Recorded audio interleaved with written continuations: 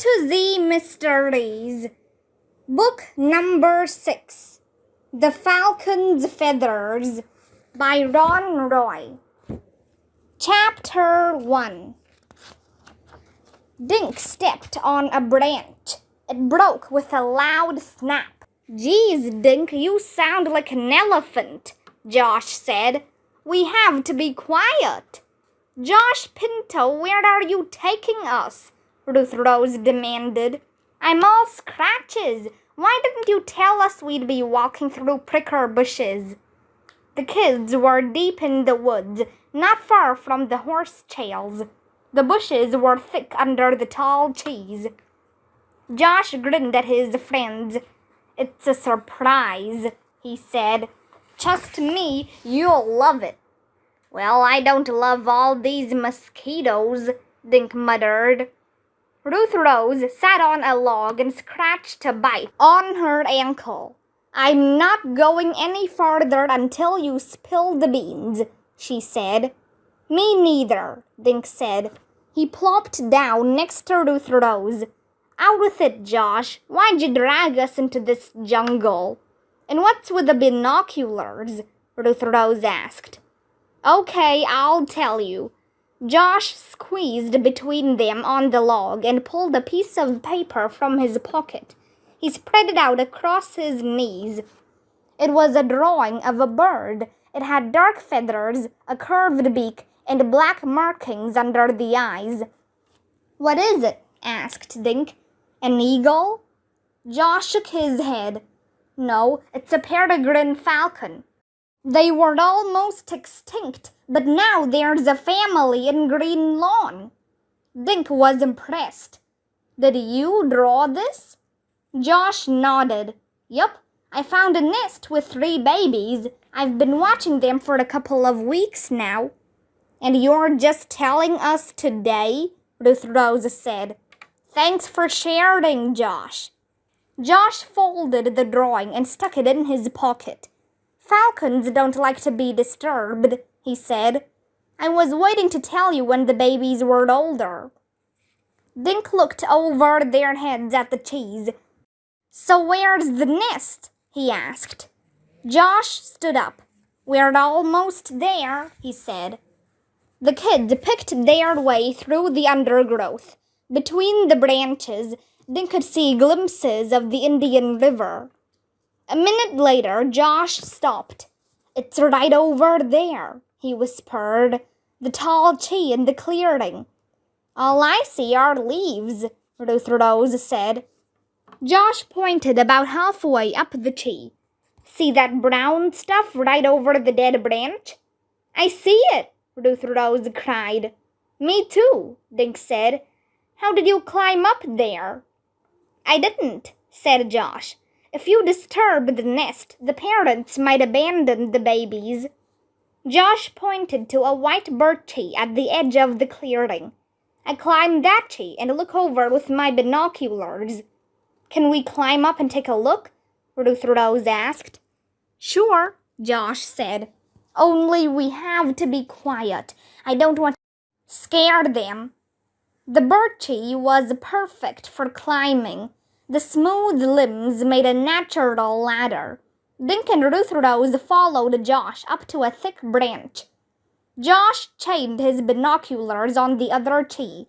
He adjusted the focus by turning a little wheel between the 2 eyepieces. "That's weird," he muttered. "What's weird?" Ruth Rose asked. "Let me see." Dink took the glasses and squinted through the lenses. From his perch, Dink could see directly into the nest. It was woven of twigs, pine needles, and bits of dead leaves. But there weren't any falcons. All Dink could see was a few feathers. He looked at Josh with raised eyebrows. "Where are they?" he asked. "What's going on?" Ruth Rose asked. Josh looked at her. "The baby falcons are gone." Chapter 2.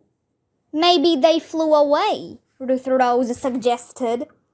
The kids had climbed down and were standing under the falcon's tree. Josh shook his head. They were just learning to fly, he said. They weren't ready to leave their parents yet. Could they have fallen out? Dink asked. He glanced at the ground. I doubt it, said Josh. If they had, the parents would still be here, watching over them. He frowned. I think something took those birds, he said. What do you mean? Ruth Rose asked. What kind of something? Animals, Josh explained. Owls and snakes like to eat baby birds. But wouldn't the parents protect the little falcons? Dink asked. Yeah, Josh said, unless something happened to them too. Maybe something scared the parents away, Ruth Rose said. Josh shook his head. The parents wouldn't leave their babies. Then what could have happened to them? Dink asked. 5 falcons can't just disappear. I don't know, Josh said. He looked worried.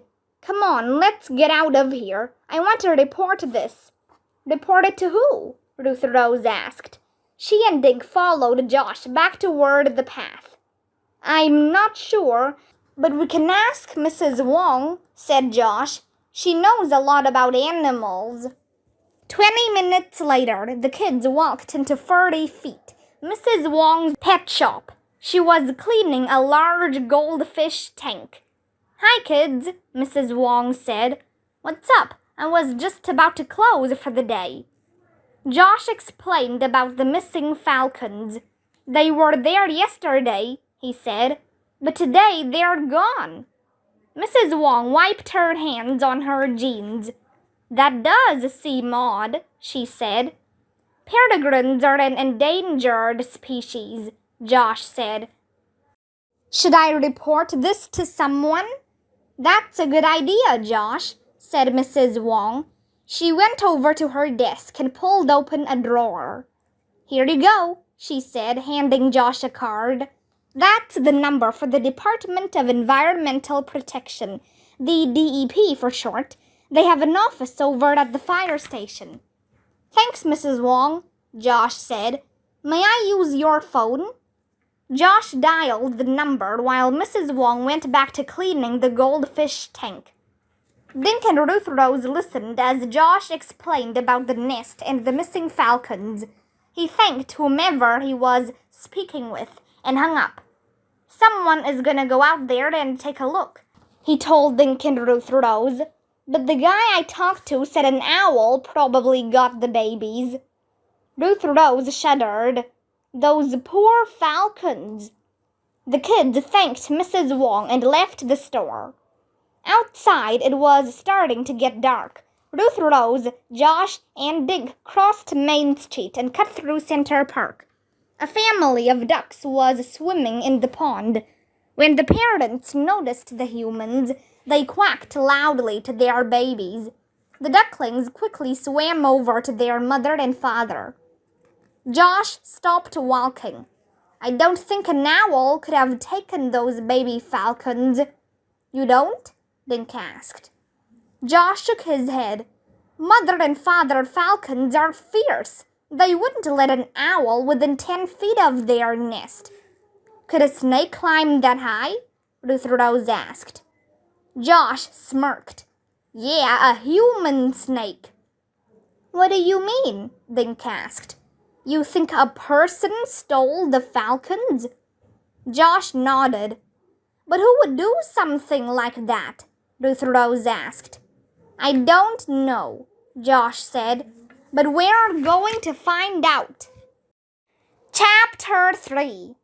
The next morning, Dink rang Ruth Rose's doorbell. She came to the door wearing a green jogging suit. Even her sneakers and headband were green. You look like a bush, Dink said. Ruth Rose grinned and yelled into the house. Mom, I'm leaving! She and Dink headed up Woody Street to pick up Josh. They were going back to the falcon's nest to look for clues. Josh lived at the end of Farm Lane in a big yellow house. Behind the house stood a white barn. Josh was shooting baskets at a hoop nailed to the barn door. Shooting baskets at a hoop nailed to the barn door. He was dressed in a camouflage shirt and pants. Geez, Dink said. Why didn't you guys tell me you were going disguised as cheese? The three kids hurried down River Road, then took a bike path into the woods. Just before they reached the clearing, Josh stopped. A man wearing jeans and a flannel shirt was standing under the Falcon's tree, looking up into the branches. The kids looked at each other, then stepped into the clearing. The man turned around. He had wavy black hair, a tanned face, and blue eyes. Hi there, the man said. What are you kids up to? We were just hiking, Josh said cautiously. The man smiled. Wait a minute, your voice is awfully familiar. Are you the guy who called my office yesterday about the missing falcons? Josh grinned. Yeah, that was me, he said. Josh introduced himself. And these are my friends, Dink and Ruth Rose.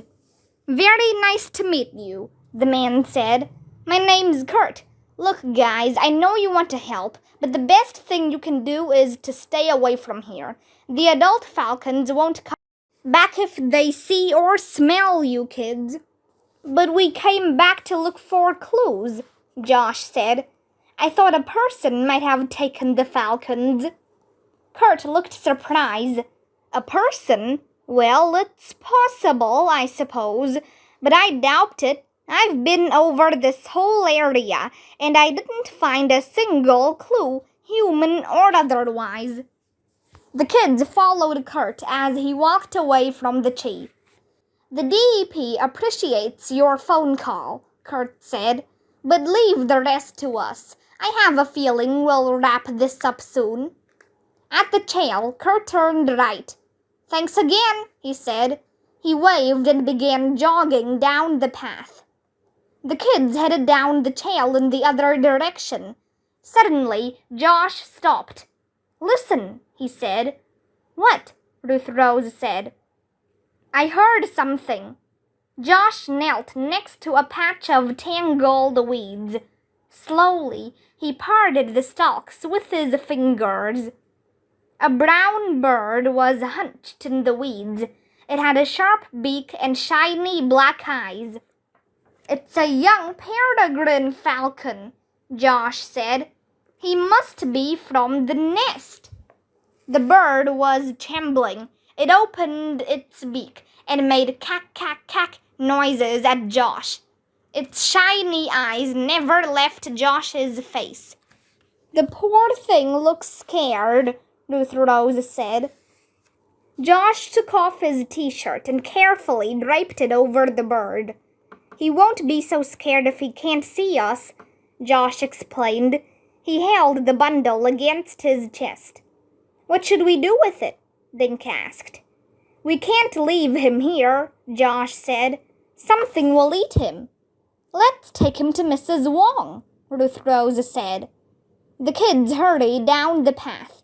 Josh smoothed the bird's feathers and spoke to it in a soothing voice. Hey, what's this? Josh said. He gently stretched out one of the falcon's legs. Wrapped around the leg was a narrow metal band.